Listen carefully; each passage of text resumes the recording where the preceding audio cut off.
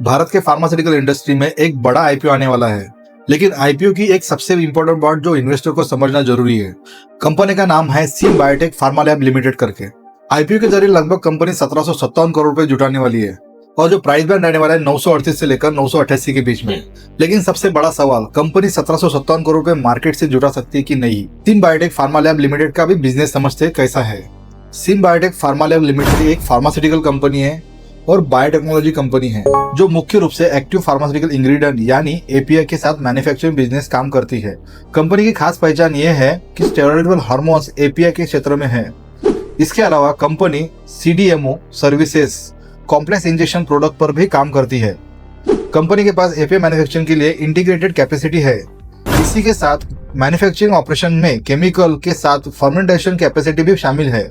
Reported information के अनुसार company के पास एपीआई मैन्युफैक्चरिंग फैसिलिटी है जिनकी maximum chemical capacity 584.67 metric ton और फर्मेंटेशन कैपेसिटी 300 किलो लीटर है। यानी ये कंपनी सिर्फ फार्मास्यूटिकल कंपनी नहीं है, इनका बिजनेस जो काफी स्पेशलाइज और ग्लोबल फार्मास्यूटिकल्स सप्लाई चेन और एपीआई की डिमांड से जुड़ा हुआ है। अभी जानते हैं कंपनी के आईपीओ के डिटेल कुछ डेट के बारे में। कंपनी का जो आईपीओ है लगभग 24 अगस्त 2026 को ओपन होने वाला है और 27 अगस्त 2026 को क्लोज होने वाला है। कंपनी का प्राइस बैंड रहने वाला है 938 से लेकर 988 के प्रति शेयर के ऊपर।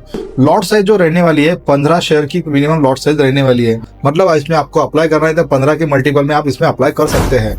कंपनी का अपर प्राइस बैंड यानी 988 रुपए का कट ऑफ प्राइस है। रिटेलर को यहाँ पे 988 के ऊपर उसको अप्लाई कर सकते हैं।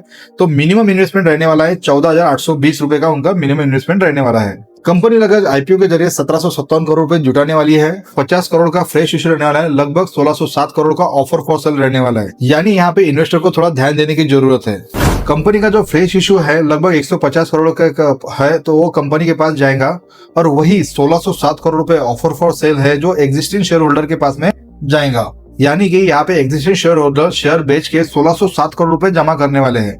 यानी देखा जाए तो कंपनी का जो आईपीओ है उसमें से ज्यादातर हिस्सा ऑफर फॉर सेल रहने वाला है। तो देखते हैं कि ये ऑफर फॉर सेल है तो उसमें से पैसा इन्वेस्टर के पास में जाने वाला है, पर लेकिन जो फ्रेश इशू है उसका पैसा कहाँ यूज होने वाला है। रिपोर्टेड डिटेल के अनुसार लगभग कंपनी का जो फ्रेश इशू है उसमें से 112.50 करोड़ रुपए कंपनी का बोरिंग यानी पार्शियल रिपेमेंट करने के लिए या फिर प्री पेमेंट करने के लिए इस्तेमाल होने वाला है और बाकी जो रिमेनिंग कॉर्पस है वो कंपनी कॉर्पोरेट पर्पस के लिए यूज करने वाली है।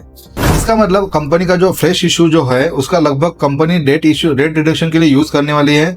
इसका मतलब कंपनी का अगर डेट रिडक्शन होता है तो कंपनी आगे चल के इंटरेस्ट का जो बर्डन है कम होने वाला है। लेकिन इन्वेस्टर को ये देखना जरूरी है after the date reduction company का बिजनेस ग्रोथ हो रहा है कि नहीं हो रहा है। तो इस आईपीओ में अप्लाई करना चाहिए कि नहीं चाहिए, आपको क्या लगता है मेरे को कमेंट करके बताइए और ऐसे अपडेट पाने के लिए हमारे चैनल को फॉलो कर लीजिए।